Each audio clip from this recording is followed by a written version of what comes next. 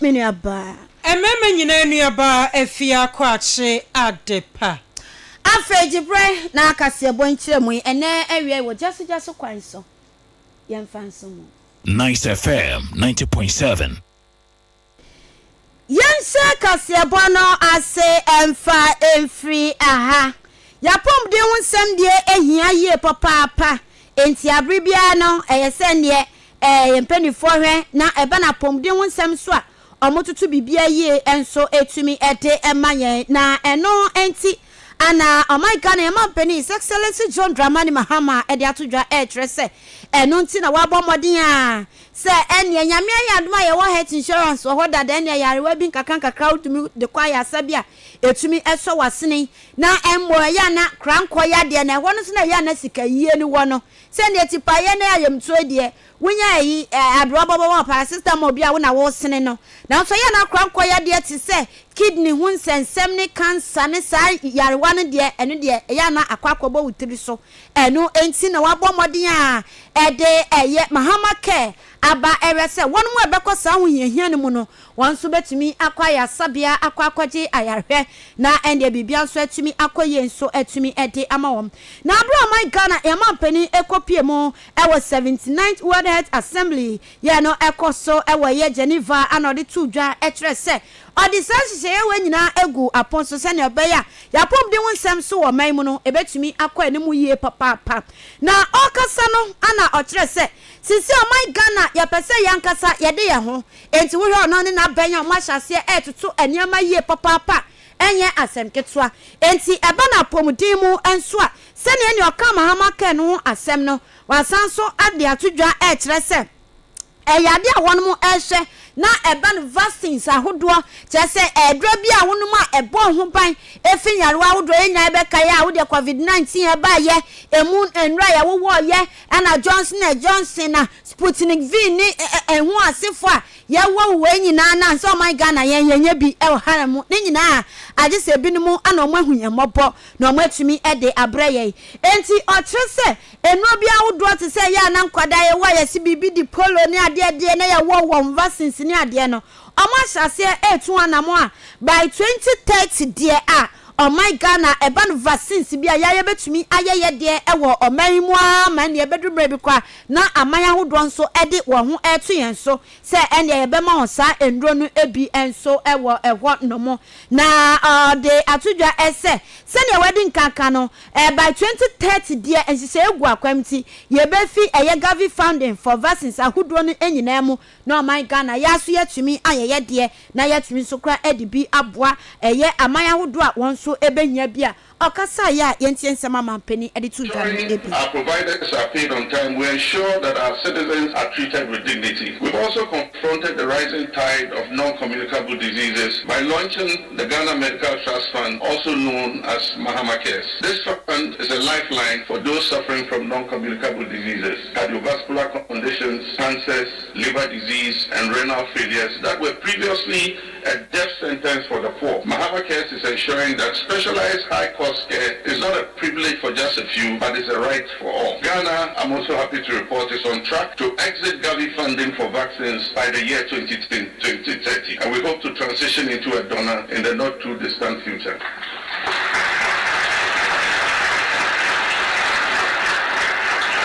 Enti ene no my Ghana ya mampeni His Excellency John Dramani Mahama send ya bena pomudin ya send ya wahyase atoto ne ma obetutu akodumre bi o my Ghana 2030 de a na ban vaccines ahodo bi a ya yetumi eye de ewo oman emu Ebusuafo yentu asansam krona so eye yapomuden ho nsam yentu asoyi yenkopie mu ewo eyaso eye hwe yapomuden ho ensam so Metro Health Ministry wo modern krata e de ababonten se ne betumi ada ye ho so ye dia ye frenu Ibolei cheso kopie mu ewo African countries ahodo bebre na eyiniti na minyanwa meyo de matia madame ho so pa enunti enkrata ya abai efri eyaso eye a ehwe yapomuden ho nsam eso se betumi atie krataa mu nsam na yatumi ada ye ho so se ne ayade yi ebobo beya ne sempo no obi nkasa mmere na bepi o my God mu ase ya eniema akade yesu yehia no yatumi abo ye ho ban e de free Ebola yade ya ama ne homre so yi eso enkrataa ne mu nsam enim Dedi kan asue ya ehwe yapomuden ho nsam ka kira wo my Ghana fo nyina se Ebola virus amane homene sopa African countries ni bi eden krata ba trese yade wo mu enya bia enenam so World Health Organization who wo mu so krata akonfirm sampa yade amane homene so papa ewo eye Congo ena afa Uganda ena amane homene so ewo ho na mom no wo my Ghana mu hade da bi ebi ma yesisi akra ne mpo yenhwenim se ebi mra Dede tosumienu wamo san kire se wamo ye dwumaden pa ene eye international health partners akabomu ayedwumaso de nhyehyɛ pa egu akwamu eye amama nyina anasa African countries ni nyina se ne betumi aboa ama yenso se yade ne ba ye betumi aso anom Dia tosum yensa won krata mu womo kire se womo de nhyehyɛ pa bebre na egu akwama de di kan enie wokoye borders ahodo bebre na na afa ye land borders na womo ebeye screening ewo ho ento ko kwa ye be screening senia enka ba ye covid ba ye okwa ne de bibia hwo mo maso ne ye screen mu kama ye se ye de wo bi woni bia owo bia ne quarantine owo bia se ye bebo back to sendo na wo kama pa eno nti we ne nhyehyɛ di kan womo nso aba dia tosumienu womo be increase monitoring woma free womo memu aba so manya bia na omunya Ebola yade ni nyina bia ni nyina ye nhyehyɛ pa womo de eba begu akwam dia tosumiensa won nhyehyɛ womo de agu akwam omo kire se equipment niama bia ka ho ene akadie bia beboa ama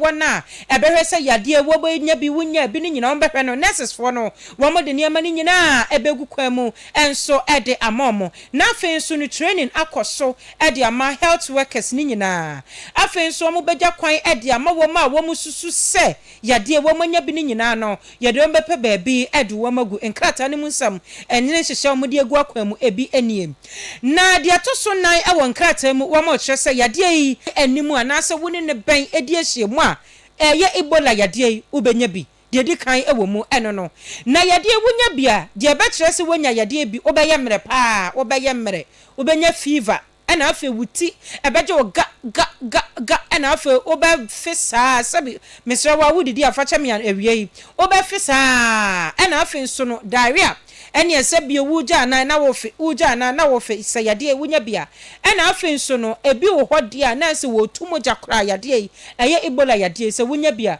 moja pa ene bi wo mu ebetu enti yade na se de mabuboso nyina symptoms yi wo hwe na wunya bia ni manimi ya no fakwa yaresabia ni yentime emboa dia to sunum ewon krata mu no Ministry of Health ka che Ghana fo nyina se wobesere ye nyabotoyam yade na ma ha enintime mobia eyam nhyehyeo mo ema obia ensuro na emomu no wo mo mfa o mo de nhyehyeo pagu akwam ase ye nyina ye ya ebeboa ye ama yade ye ntumi nya bi die dika wo mo kire se yan hohoro ye nsabra no bra no ebra no bia hohoro nsa fasamina kanenka akosku ani ye kire hohoro nsa fasamina ye eno na ye sa na ye enu nto mo kire se hohoro nso hohoro nsa ensuo under running water ensuo kroje na de ahoro wonsa ena afen so no obi a obowa kuhu obi a unse ni pehwinu mu so nsuo na ofen fam no na obemben no yese tre ho kra ena afen so no obi edidi obi oyale na wo didie no aya no watwe ho so de afri ho ne ntra wo yusu enyusu bi entre wo yusu enyusu bi ena afe no enam wie bushmeat wo bi wi bushmeat a eno an wo fish ompe wo se baby adu de yentwe ye ho kakra enfri bushmeat ho pa eno ebetimi abo ena afe no nnuane a ye di koye mu no nso no ye hwese nnuane no ya no ani je cooked well na brofo mu use ye ya no ani ye pa ansana what me edi aduane krom de atwato kra ene se wo hwe na wo how bi o bowa o fefefe ana sabie wuja na eja wo na utije wo gagaga wa ye mrede a enimani ya na fa kwa yare sabie ne yentume muawo ansana yade no etu anasa yade no ati se enu nti wei ene enkrata efri eye Ministry of Health ediaba na ba ko etwa tokra enso ka che Ghana fo nyina atu yemfo se sa ensem a ye kan an information a ye kan ye gina TV so no radio so ye kan nyina no obi nte ya wonso bomaden abona mane se ne betimi aboa ne nyina ya boye ho ban anase yetumi etutu ya na mo ye se ne ibode ya de a agidin agent na ewo eye Uganda na afe no eye Congo no ebi mepie mu ewo oman Ghana mo se na ne kramo no Ministry of Health kache Ghana for and afe no Ghana Health Service ni nyina kache Ghana for se wo mo baba mo ho maten abo Ghana for nyina ho ban and afe no ya borders ni nyina no so no wo mo den hyehyɛ pa gu akwan ma ya de entumi embegent na ewo my Ghana ha se de nkrata yi wasan ye eye honorable Kwabena Minta Akano Emrashe Bedwani wano anso Minister for Health enne on the 18th of May 2026 and ode ne nsahye nkrata we nyina sinti we futuo ne nkrata efri asreya ehwe yapomude ho nsam ede asom yen ene na ibola de ba ye nyame adum bi amaka ebi ma ha nti yen hwese ye bedi nti du huni obi ani ne huni simple tete ohoro wonsa fasamena ya sana ya ohoro wonsa fasamena kan na ye say and running water no ka covid mbre and running water so aye dwane so aye dwane and running water so aye dwane asemu yentu akasiabo no so emfa emamo yenyina yenim se yade a aban epaw abadwokuo send your my Ghana ya mamra ya yedidi dwuma ewo omai mu no wabo akokora wabo abiro enyi dodo emra ne bi wo aye a cake inti essence akyereye ahodo etumi eba amane de omo nso abomodin akwaye ne a we de ese etumi sakyere mu ene ade de baya nano ye wada ana cabinet no ekokotena so a na mampani ana ende ote adwam enso eho ya recommendations ahodo a committee no ede ebaye no wono mo ehye na ampa ne yese ende omo eyem nsakere no omo betumi aye enti sa eye meeting ne de asetena ne de enya akoso na embom emu nsam ne de enya meto bedwasrede kosise ne bibia be ye confirm ye be confirm se bibi se anane adri de ye betumi de abetu dwaman so amansenjwa so na Ghana fo nyina atibi enso ewo ehwo nomom enti egusu a ene ye twen pa ebi omu a eye ye nyina de se ne de sansa kyeremu ne ba anka ebeboa ye papa enti ye hwe na enomom ana eye swafo hwe humasua nsem so ewo omam owura harina idrisu ene wakopone kakra bi ho ede a che ne akose onim so ho kwan de anaso nya samre no na bosomfo atena no humam enti ekokote faso nti se ne na wa watere no ogina obebu ne nam na age se oka efa so na ende ye toa so enso ewo ho enti ne kasa ye mu ode atodwa kire se ewo amamramu nsakira ye baba ye no ba ko a ewo mu a ene oka mwasem kire se wo hwe abanwe ye ni suade won no opese na mamuo no obi a eka ho bi se wo ya abrewa se wo ya akokora woka bi awom nkoa dia emabunu ne titiro ne nyina pese omo obia akwanya no enti wa amamra no mu nsakira ye baba ye no ebia ba ko a ewom a ene otie ho kakra kire se wokomra sebedwam ayenim semra sebedwamfo pe ana ne de omotena ho ebobo emra ne ade wo bekọ wo bia na ne wo kwa akọhwa ade na wasore wunni tumi ni se wonye mra sebedwani a wo bekasa na emom samamra yi mu no ye kire se ye beye baabi enso edi ama traditional rulers ohun na nanom ne ade no enti won so bekomra sebedwam ema no yes beseda yi obi ono beseda akasa mama eno so ewo ana ana mabunu no nso ya fa mabunu no bi eho enti ene na hyebadwam kwa setena wonso watena bia ho a wonso ebekwa akotena no mu nyina hye na ne de adwento ato ane ade no etumi akoso sanse amamuo no eye nyina ana yebu a okire se eno no so ye nsakyerɛ a omode aba eye amamra a omoye mu ensakyerɛmu eno enso tiwadi ote ho obi beka ketekete mampole ana ne opone ede kyerɛ enso ewo ho a na we kyerɛ se ne amamra no enema bebre na ewo mu a ene owura Haruna Idrisu kasa ya yentie ne nsɛm no bi emra. So under President Mahama, Ghana will witness its most comprehensive constitutional, legal and administrative review when he's done with his cabinet engagement on the propositions of the constitutional review. In fact, I'm not sure I have his permission to say it, but yesterday the President's thinking was that expand Parliament, reserve seats for traditional rulers, for youth and for young people. In your words, Mr. President, you said proportional representation that will give room for women and youth. It is part of his thought, so that an external parliament will do that. Enti enonso enono enti ande amrasebadwa nwom ayato aba ama wom no ewo ho na ya reserve baby nso e de ama ye traditional rulers na nanom ahemfo ne ade edi enimu ena ne de eminim ende semabunu se ye beto abo se ye nto abo na ne de yayi wonmo ebe kasa ma mabunu no na ma no so beto abo se ende by appointment o se denyo na chese etumi nso aboa enso ewo nti we nyina ye nema bia yen hwe ne mu ewo nsakyeraya ebeba ewo my Ghana yamamra no emu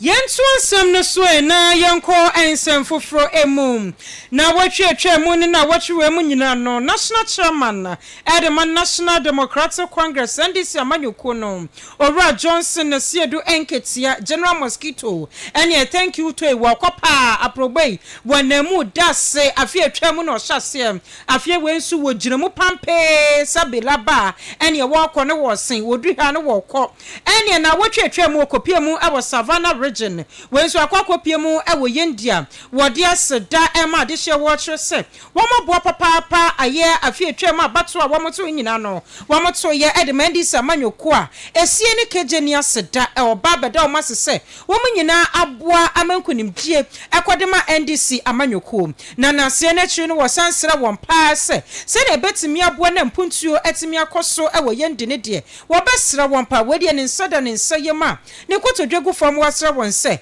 enkabomu ena afi asumdue entimi mbra se ne beboa ama mpuntuo etimi afa ne ntima pefra ewo yendi ena afi nkuro nketo a ewo ho yentu fa yenkopie mai Owura Johnson esiedu nkete ansama wode kotu dwa no yemmo hwi ni nkote bimbra.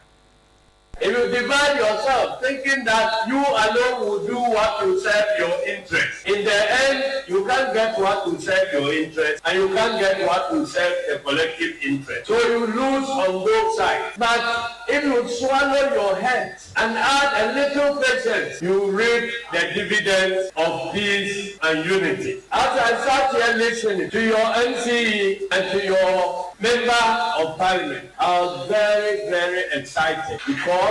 they appear to be overworking because Yendi has lagged behind in terms of development due to conflict. So now that there is peace, there's a lot of backlog of work to be done. So Yendi has no time to waste at all. If ever 24 hours is relevant to any community in Ghana, it is more so for Yendi. Ene yeti Owura Johnson esiedu enketia National Chairman Edema NDC amanyoko no na proba wakɔ dedadeda se no kopie mu ewo yendia wode aseda emom no wɔsra wɔn se wɔbɛpɔ machopa se asumdua ye bohu dawuro konkon no wɔmamadean no wɔm ntobie sanse asumdua wɔ baabia eboa mampuntuo so etumi ekonkan na nkasa mu no nso no wasade atodwa ekyerɛ se eye ne mpa ebopa se afi nkwa wieye die na Eastern Corridor Road no wɔmo etumi awie no beboa papa ami akwantempon ho nsam nso etimi afa ne ntema pefra ekwan ye dama fritama edekoboko ni nyina eyade ye na nisu di hunu se afi we nkwa awie ye ne de na bibia ededa nakon ye wie ne nso no wodi nsusom na afa na adwuma sam nso etwa ne nkasa ne so esei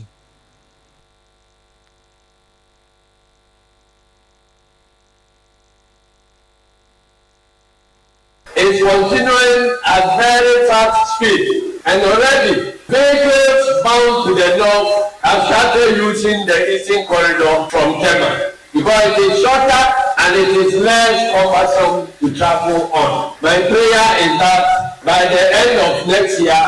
we will have a fully completed eastern corridor road linking Tema to Bobo and all the various places in between. And that will certainly cut down the travel time from the nation's capital to this part of the country. And that is not going to be just that. We are closer to the Sahelian countries. Mali, Niger, Burkina Faso is closer to Tema through Yendi. And there are a lot of business and tourism potential that can be unlocked. The discussion here is not about how to end conflict in Yendi again. The discussion is about how to get drinking water. The discussion is about how to get jobs for the boys. The discussion is how to support farmers. The discussion is how to lift the standard of education here. And I'm sure that these are the right matters that should concern us if we want to move our country forward. Alright, Johnson, Nesiedu, Enketia, National Chairman, Nedema National Democratic Congress, and this Emmanuel Kono, na Probomun Sembi, and Yakwa Kotiana Namunso, and an empire botitu pa say Eastern Aya Corridor Road, no Wabeshe, Safi, when we a party and Uncle Maria, and a bit to me a bomb ya quantum pohon some, at me acronym no we no sono, watch us and near me here were my pa in Juma, yes, to some young Canadians and be beard the day yet, ya, not just so may ya queer nim tot, not just yet you, were may qua and see ya quan on an empire. Why we say be a bit to me akoye na memo no so no etimi ejina je Ora Johnson is said Katia nene eni ekoti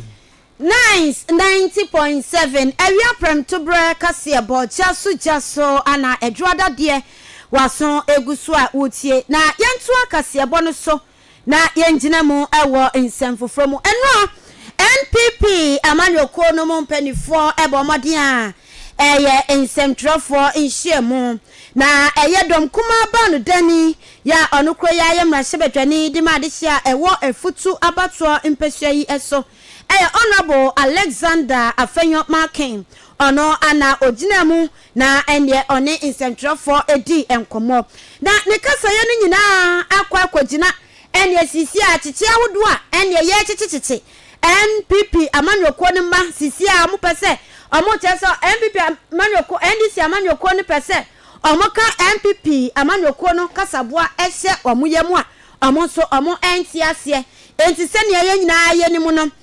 abroye DC ene amene o kasa sisi a otwiri kantabaka enya asem ketro akwa ho omo chese yenjano na eno nsentro for nhyiemu ana mo ye ya na okasa bebre ekire se senya yare mande no enam emra kwan so kra adenti na judge ni wa wode wo pe ebe ya de ohun bi da sene de ye de asem ato obi so na enipa no oye suspect na asem yankan we embu ni fo ehun se ni pe odi bi mu ana so odi fo na judge ni as judge wa school akwa jintitiye wo be ka se me mama yare mande wa kosi se asemi ye be ka be wie na de wa akwa twirum eno ne de akwaje ne ntitiye no ewo him okanya kire se nia eye judge no eye no kire se omu ne ho na enipa nso de eye give and take ubu ho a peni ubu ho na kwara nso ebebu enti so obekwaso aye se di a na ono ne de enya de obebu ne nne ya ochina enso eka ho na ono kra nso kra obeka sa hwe kra judge ne kra okọ school ne nso re otro ye kra wan pass ofeli esanse wo we na dwuma oye pa as judge ne de a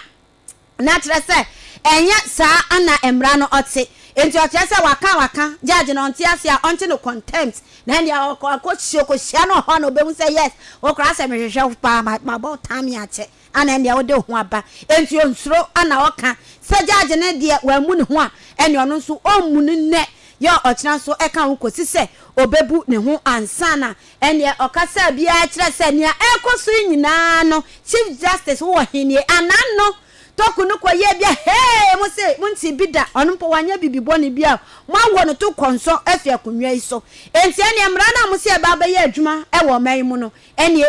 ana ye ne de okasa ya enti owura Alexander afenyo makene nsem a ode to dwan bi. That judge has no respect for his own judicial oath. I don't think he read the law. That circuit court 9 judge, I have no respect for him. For a judge to say that he's remanding Abroye into BMI custody until the case is finally determined, such a judge can never have my respect. I pray that he summons me for contempt. I will continue to disrespect him until he upholds the law. He's gone beyond his judicial function, and it is not his first. It's as if he has been selected purposely to achieve this. He doesn't talk law. I don't know whether he ever passed his law exam. It's a shame. It's a shame on the judiciary, and my Lord Bafuboni must pay attention to this. For whatever it is, it's about his legacy. I'm told by December he will be 70 and he will be gone. Is that the legacy he wants to leave? After Tokonu was booted out of office and all manner of accusation leveled against Tokonu, is that the judiciary? The judiciary they said they were going to reset. Is that the reset where a judge will say he is remanding an accused? Because if he allows him to go home, if he grants him bail, he is likely to talk again. So he should remain in custody. Entiara Alexander afenyo marking ene ana yekotie ye se wo se ya me de ne to remand se ne okasa no migane na okwa obasan ya akwa kasa biem ti me ma ne nkwadea ene judge judge the judge is not judging enti ene da judge wo ye wadwuma se de wadwuma nso ene de ono omu o ono odibuo ma wo mo abuo wo mo ana ene de owi otete man sa no wi na se na mo judge for na ndi se man yokoni am yedo na mutia yese kro muri officer NDC osi aka 2 years and some months ana aka 2 years and some months na ni se man yokoni ko opposition if you don't know se muri afia o kire se mfie nan na Ghana for edima NDC man yokono 1.5 abesin ko yegusu ebubu ko enti aka kwata 2 years and some few months na moko position na ndie 2028 Dr. Mahmoud Bawumia ana oba enti muniama bia mo ye nyina mo nhwe ade bia nne eni se amanye ko ni sem kutupa ya mo ye bia mo de munim se eni se na woso nti mo ye no omobo they are coming like kakai enti ene omoba na ne de omunsu ye bia Yenti Alexander afenyo marking.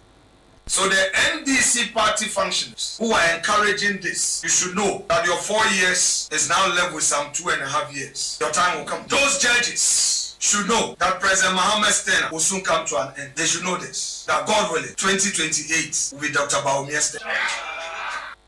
Enti monkai samure fi mu ho a monyere mo ho mo dia monyere mo ho samure fi mu ho a akamo 2 years and a few months na una mo krono na ni de he eneba no mo ba we are the new patriotic party the elephant is every Nyce we shall win to save Ghana the hono mo judge foi them go show you something so mo no mo ye osono Osne chinyabwa yanko was for yentu asam ne so na oba my gane mo ase dia trophy ya repa trophy na wonya trophy pa na wonya e friend se banku bi na wonya meko kama e dia hyeso kama pa na ne trophy si wadim na banku se na wo wi a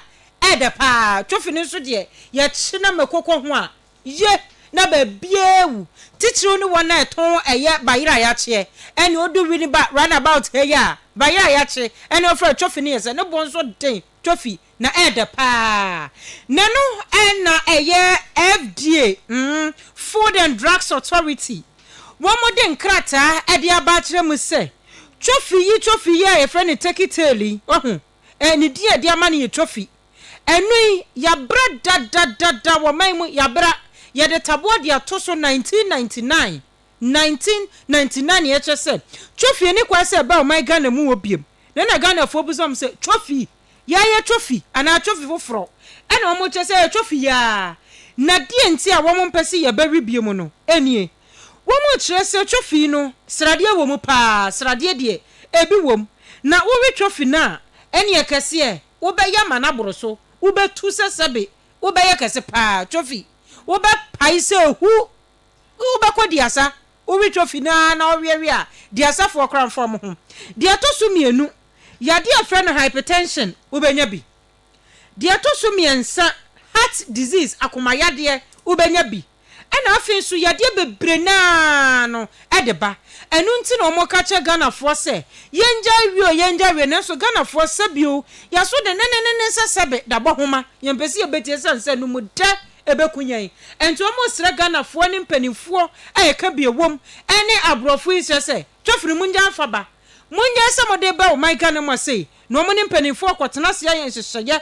eden krata agupuno so chese so fi de ye wibiem na no ene ete ye hugu manto so ne yebusa de hia eten trophy wo man Ghana mo se titiriw ene wi ni ba junction ene yebusa mo se ye se na FDA fo aka na muso mo sei mo begya ton ana mu njai ton yenko ni nkoti o mo nsem ni bimbra I'm gonna go, man. It's too much. We trophy now. Olympia the Wusa. I don't know. Fancy worry. Trophy now. I'm going. I wouldn't swallow. Send in a bepan. Sabana Casa and a fun. I saw one bound there. We won't be I said, like, we won't be a son about. I'm going to say, Mr. Go trophy on us, or you'll be the private way. Oh, yeah. I got me and when you said, trophy now, club and a large tax. It's a trophy, so Katie, Mamma, for food. We should imagine, one watch on by majority in Irish trophy. One more from Yancy, one watch on by your magazine, majority in Irish trophy. This is what you trophy, I mean, come out in there, what you won't try the man who goes so. This will you. So what you trophy, I won't try who goes so. Won't you? And then what could be when the young crew are walking, and you because I say I'm being also the walk on the Venezuela. You shouldn't walk on the night if I can't get the moon meets the baby. You may be into your boy for watch out. The trophy plan of which you will be on one train name, goes to a name of a country outside the wood. You know the meaning of which you. Yes, I'm young. Now you see how far to say. Oh, by the man, a young worker, and I am an Irish young to. You know, see, yes, I say, ma. This is an young